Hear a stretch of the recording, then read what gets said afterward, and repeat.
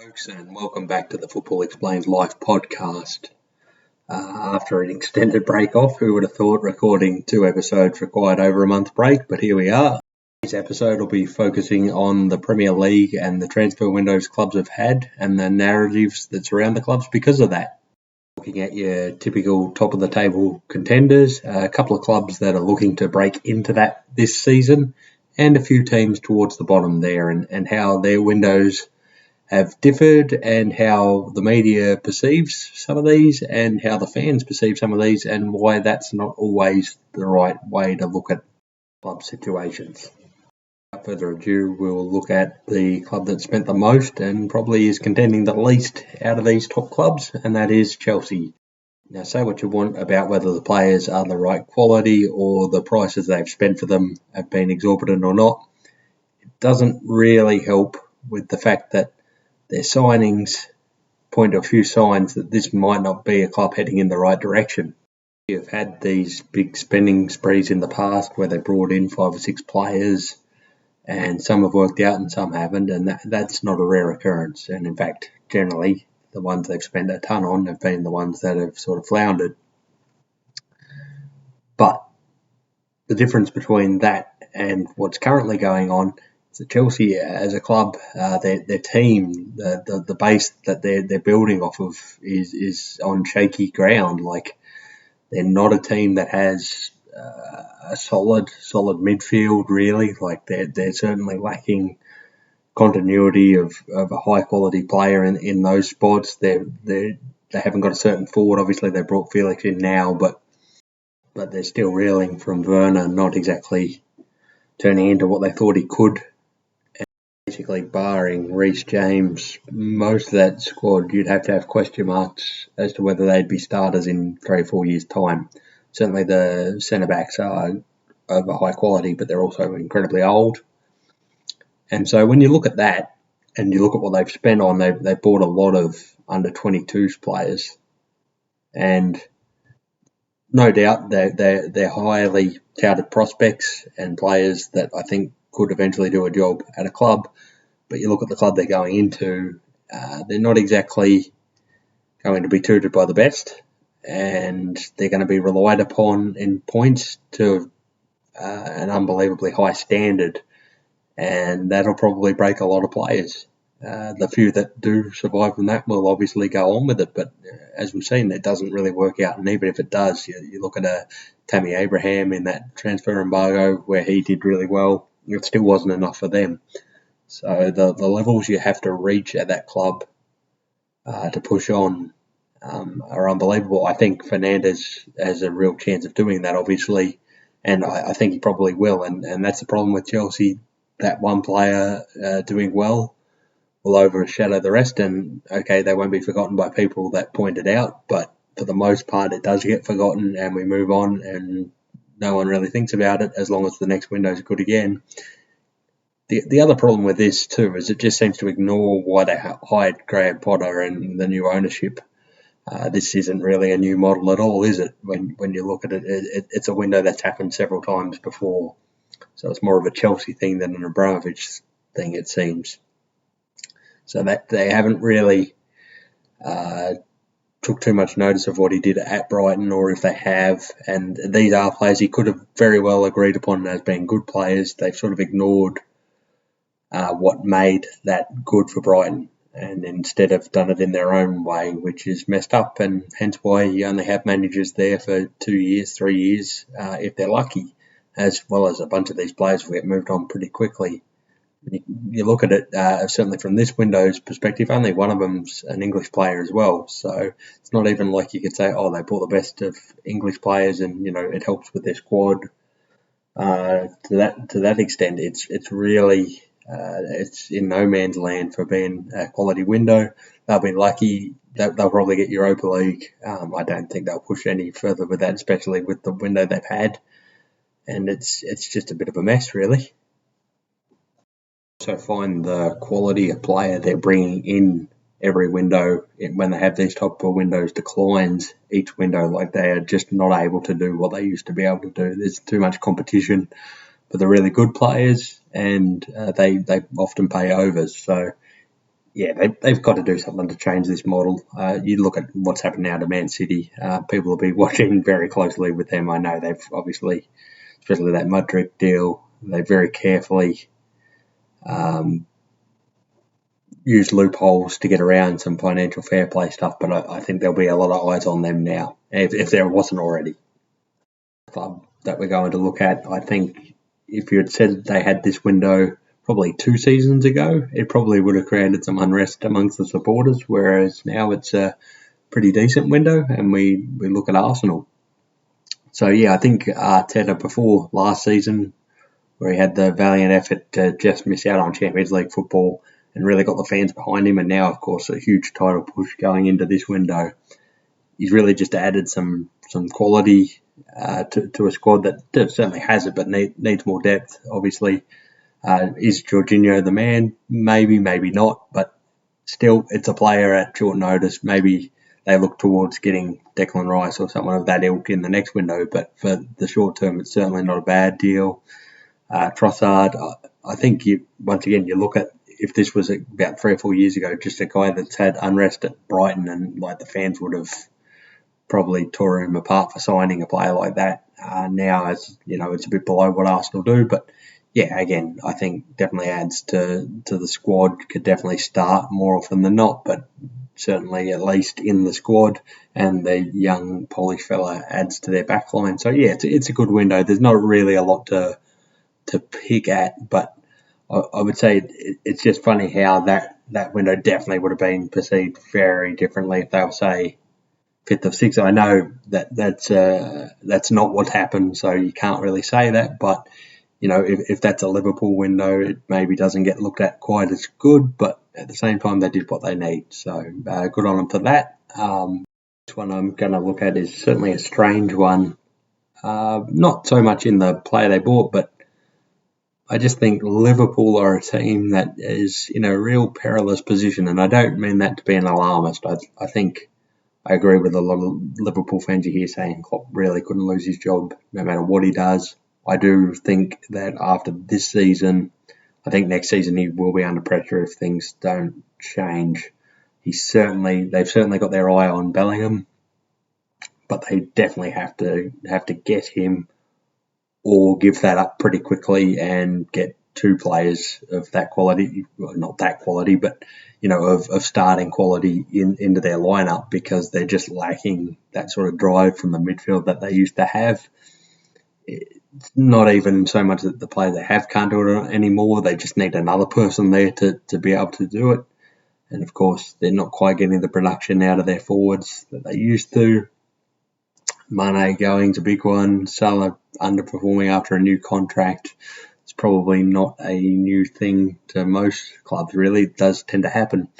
But Gakpo himself could be a great player, but at the same time, it's one of the things. You bring him into the team probably 2 or 3 years ago, it would be phenomenal. But in this team, it's going to be hard because they're just in a completely different spot, not just on the table, but in how they approach games. And they're certainly very vulnerable at the moment. So, yeah, they definitely have to land Bellingham. Otherwise, I think a lot of things might not quite go as planned. I certainly think there's alternatives you could get, you know, probably 2 options for the price of him, and probably more what Liverpool need at this point anyway. But if they are to get him, it would be a game changer possibly. But, you know, obviously there's warning signs around that. Like Sancho's a very big warning sign. I think it's a very different thing, but nonetheless, it will be in their mind. It seems to be between them and Man City, going from obviously a lot of things around Man City at the moment to possibly put them off. But Real Madrid come out and said they wouldn't be able to afford him now, which just says something about the Premier League. But I do have to give it to Real Madrid. They saw that they needed a midfield for the next generation of their team, and immediately targeted Tchouaméni and Camavinga and got them in. Obviously, that's not this window, but they identified them early and were straight to get them. I think they spotted Bellingham. Obviously, a lot of teams did pretty early on, but I knew the negotiation would be around this upcoming season, and finding a deal is going to be tough. To be seen as the blueprint for getting these kind of deals done. Like they actively got their guys pretty early on. Man City generally do a pretty good job of that as well, maybe less so now. Man City, their business was done in the earlier window, so there's not much to talk about currently, but I do have to say, just noticing throughout the media, everyone's decided to turn on Haaland and what he offers to the team. 25 goals, but not effective. Yeah, okay. I think the way they approach games is certainly either idealistic or a little naive at times, and could be improved, and would definitely, and probably will, as we go into the second half of the season. No doubt they have a plan to approach that. Maybe they don't even really push that hard in it this year and just focus on the Champions League perhaps, but to say a guy with 25 goals just isn't having an effect is just ridiculous. Obviously, they need him to be a harder running guy. Like Jesus certainly added more to the team in terms of what they were trying to do, and especially with them not being as dominant in how they have the ball and how they control the game as they could be. If they were, then Haaland probably is a very different player. Maybe they start to move towards that in the next half a season to prepare for the next season, and that's perhaps the point of this second half of the season, maybe. But I mean, we'll see. I guess that's all we can do. The potential sanctions hanging around them certainly add a different dynamic to that as well, and might play a big part in why they're doing certain things, possibly. Now, if we look over at the other side of Manchester, we look at a club that has done just exactly what they needed to do to help out their team at this stage. I guess they've been restrained by their standards for sure. But Wout coming in, I like to call him the blender, because everything that just gets in around there just gets chopped up. He is a machine. And then you look at Sabitzer.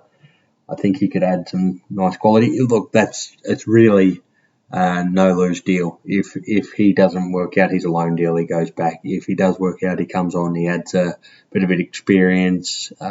Certainly, he's best. He's a better option in that midfield than some of the options they already have. So, a refreshingly restrained Manchester United in a window, and it seems like deals that have definitely been run by Ten Hag. It doesn't seem to be a marketing department. Obviously, I mean, really, as much as I like Weghorst, he's not signed to be a shirt seller or the face of the club, and neither is Sabitzer or Butland, I guess, off the bench, backup keeper. But they seem to be exactly what they needed, and no more, no less. So that's a good sign from the club.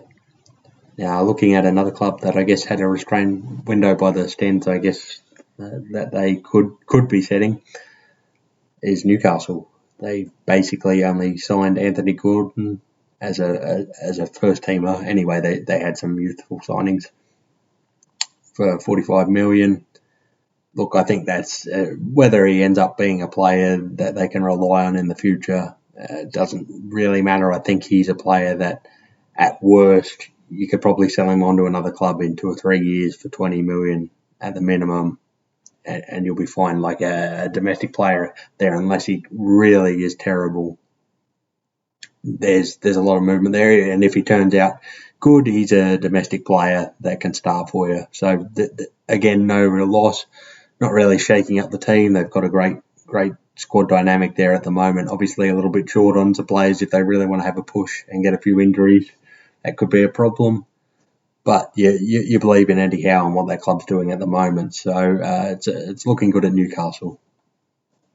Look at a couple of the clubs that have emerged this season in Brighton and Brentford. Obviously, everyone's very aware they rely heavily on analytics and finding players from different leagues, different sources that a lot of the big clubs seem to ignore.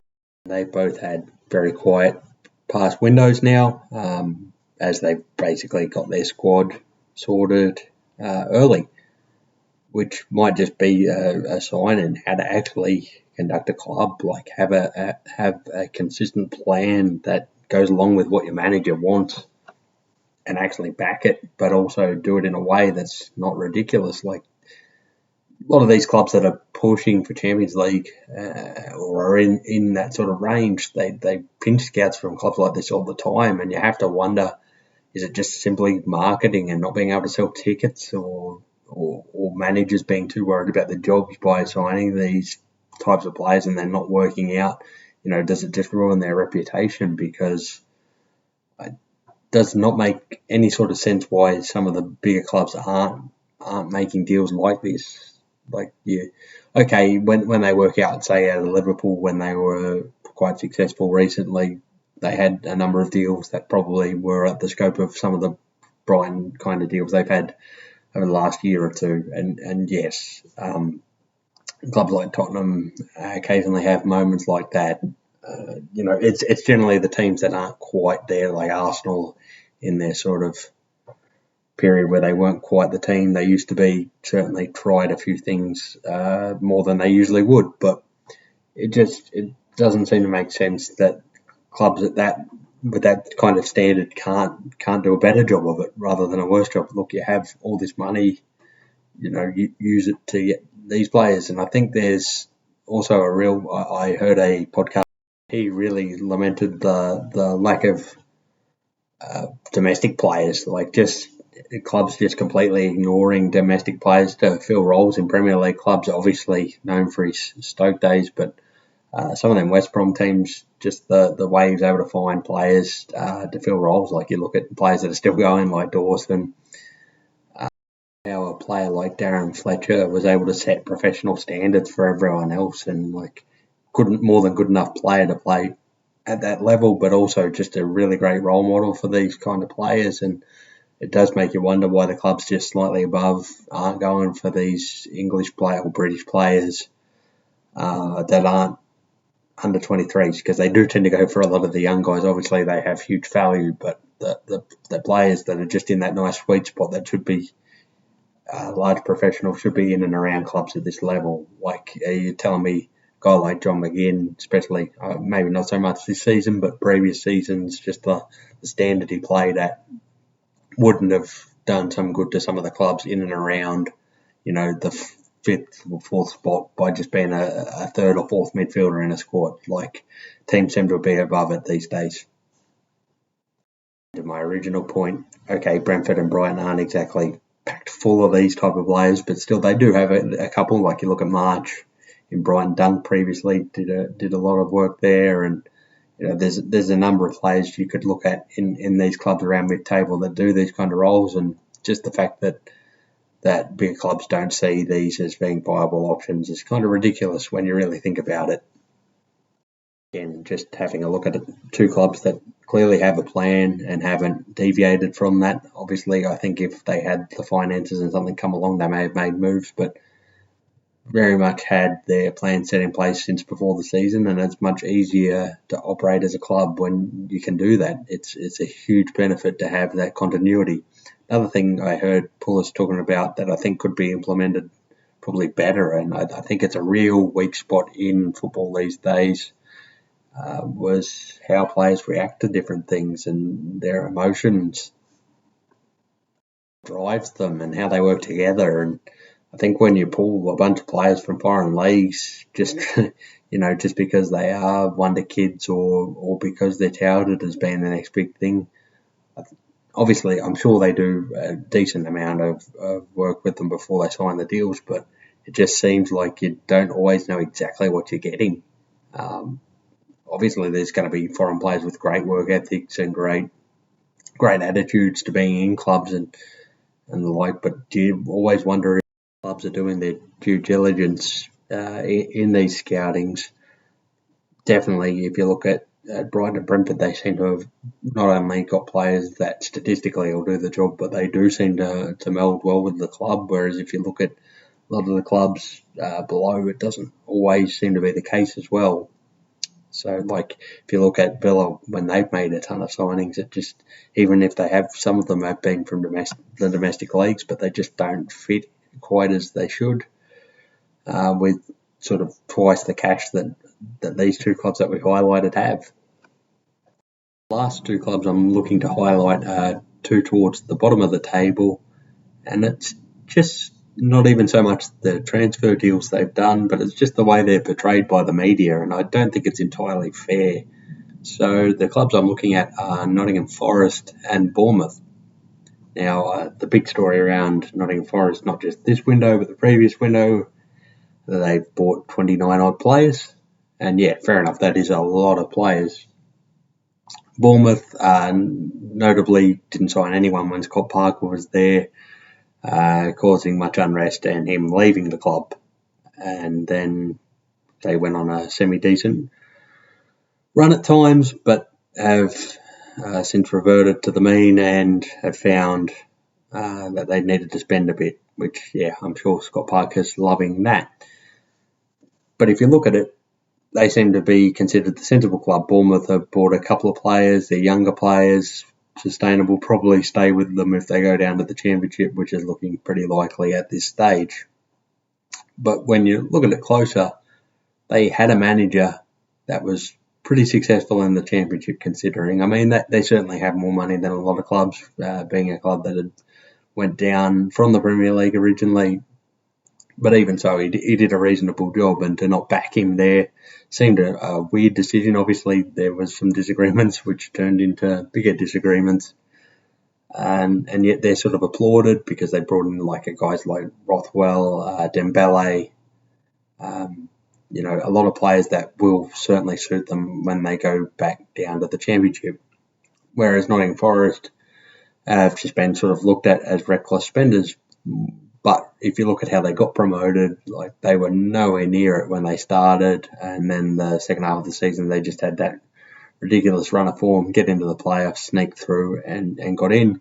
But their squad was very barren. They had a number of loan deals were certainly helping them in their starting team for sure, and then just a lot of sort of journeymen that were never going to be up to the standard of the Premier League. They ultimately let most of them go and have proceeded to buy a good mix. I think some definitely will be gone if they were to get relegated, which it doesn't look like they will anyway. But they're certainly there for the check and help out. And certainly Lingard's a guy that you look at and he might deserve that check, but nonetheless, I don't think he's the kind of guy you really should be buying when you're in that position. But yeah, they've certainly got some more players that will definitely follow them down, I think, as well, if they were to have gone down. But they're certainly a more complete squad than they were before. But the way it's painted, they look as though they were some horribly mismanaged club because they did spend so much. I mean, if they get 100 million or whatever it is and decided to use a good portion of it to actively stay in the league, it's a tactic. Yeah, it certainly can lead to relegation and lead to problems in the future, but so can a lot of things. And I think, yes, just because it's probably not the most ethical way to go about things doesn't make it a wrong way. And I think the media and especially certain pundits get lost in that sometimes. Whereas, what makes Bournemouth any better? They're certainly a club that could absolutely go down and would then more than likely spend on 7 or 8 players once they come down with the money they get. So what makes that any better or any worse, really? Sustainability isn't necessarily in the players you sign, it's how it runs long term. And if you look at Southampton as well, they've certainly bought with a real eye on the future, but they're the type of players where, yeah, definitely you have them for 3 or 4 years, they're going to become excellent players. But if you get relegated, they're very unlikely to be players that'll be there. So is that even really that good a plan if you're considering that they won't be there in another 6 months and they're not going to provide the fight that you need in the club right now? So, I just find it weird that Nottingham Forest has sort of become the club everyone's focused on in terms of bad window around the bottom of the table. Obviously, there's a lot of credit to the players that have performed there, but and even if you obviously come up, Fulham's going to be the model club of that at the moment because, well, for a start, they had a very solid squad to build on. They ran away with the Championship, and that always helps to develop a squad. Can it go wrong from there? Absolutely. So especially bringing in a guy like Polinia, who was, a big signing, but if he's going to be a guy for a couple of years and you keep pushing on, I mean, it's not that big a deal, really, is it? And obviously Mitrovic has found his form finally at this level. And then you look actually at Burnley, who look to be comfortable in getting promoted back to the Premier League. They should very much get promoted. I guess whether they're champions or not is the thing that's up for debate, I guess. And they've spent, again, in this window, because you have that safety of knowing you're more than likely up. So, yeah, there's so many different ways you can go about it. And to suggest one way or the other is right or wrong is tough to say, because ultimately we don't know what's going to happen 2 or 3 years later. Obviously, there are some movements sometimes that are doomed to fail. Norwich City spending a lot last time out on players that just weren't quite the level they needed them to be, and then sort of not really the level that they needed for the championship either, just not really the right kind of players. That ultimately sticks out more than anything. And so, yeah, if Nottingham Forest do it again next season's window, if they buy, say, 15 players, okay, we can start to question their tactics. But if they keep, 17, 18 of those players and only bringing in 7, something like that, if that's the ratio next time around, then I think it's fine.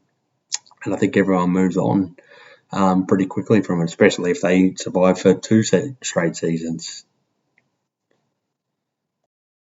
I think ultimately what we've learnt from all levels of the table and what clubs are looking to do is, if you can have a side that can stick together for a couple of years, it's always going to be better, even if maybe they're not as flashy as other players. I think it's be careful what you wish for. You look at an Aston Villa and that team that sort of come up from the Championship, they built a really solid team, but then just the season before Gerrard got there, and then with Gerrard, the transfers they made, they really moved in a weird direction, and it didn't quite work out, and it sort of stopped all of their momentum. And or you could be like a Leicester, where it's sort of, not saying they had tons of money, but the money's kind of went away now, and they have to be a lot more careful with their deals. So I think even if a club's pretty safe and has a decent manager, they should still actively be ensuring that best team is put on the field. And yeah, okay, definitely have an eye on youth, but it can't be your sole focus, nor can, breaking the bank every time be your sole focus. You really have to pay better attention to what your club actually needs, and not really what's going to make you look good in front of supporters for a month. And if we're being honest, managers have probably 2 years, if they're lucky, possibly 3 years to do a job at a club, most probably not lasting longer than a year. And so to get into these trappings of big signings or youth players from other clubs, they just seem to be distractions when there's so many undervalued players from clubs that you could get much easier that will do the job you actually need done, and probably to the style you need as well. It's certainly a bigger risk and can backfire in the short term in terms of the reaction from fans and probably from these boards, who I assume a lot of the pressure comes from. But I think ultimately, if everyone has trust in that manager and the scouting systems around them, that shouldn't really be a problem. I think that's genuinely the difference between the teams at the top that are failing and the teams at the middle that are performing expectations season after season.